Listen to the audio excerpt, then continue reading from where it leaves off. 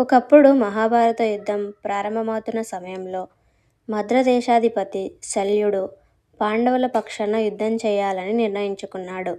ఆయన నకుల సహదేవుల మేనమామ కావడంతో సహజంగానే వారి వైపే ఉండాలని భావించాడు. శల్యుడు తన సైన్యంతో పాండవుల వద్దకు వస్తున్నాడని తెలుసుకున్న దుర్యోధనుడు ఒక కుట్ర పన్నాడు. మార్గం మధ్యలో ఎక్కడా తన పేరును చెప్పకుండా అద్భుతమైన ఆతిథ్యాన్ని ఏర్పాటు చేయించాడు. శల్యుడు అది ధర్మరాజు ఏర్పాటు చేశాడని అనుకుని చాలా సంతోషించాడు. చివరికి దుర్యోధనుడు ప్రత్యక్షమై, ఈ సత్కారం అంతా నేనే చేశాను, నాకు ఒక వరం ఇవ్వాలి అని అడిగాడు. ఇప్పటికే ఆనందంలో మునిగిపోయిన శల్యుడు వెంటనే ఒప్పుకున్నాడు. దుర్యోధనుడు అతనిని తన పక్షాన యుద్ధం చేయమని కోరాడు.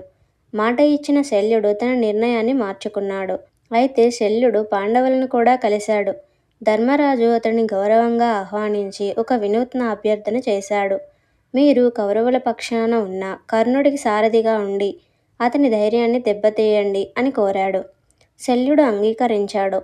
యుద్ధంలో శల్యుడు కర్ణుడికి సారథిగా ఉన్నప్పటికీ అతని నిరంతరం విమర్శిస్తూ నిరుత్సాహపరుస్తూ ఉండేవాడు. ఆ విమర్శల వల్ల కర్ణుడి మనసు స్థిరంగా లేకపోయి చివరికి అతని ఓటమికి కారణమైంది. ఈ ఘటనతో శల్యుడు ఒక గొప్ప యోధుడిగా కాకుండా పొగడ్తలకు లొంగిపోయిన వ్యక్తిగా చరిత్రలో నిలిచిపోయాడు. అతని పేరు శల్య సారథ్యం అనే ప్రతికూల అర్థంతో ప్రసిద్ధి చెందింది.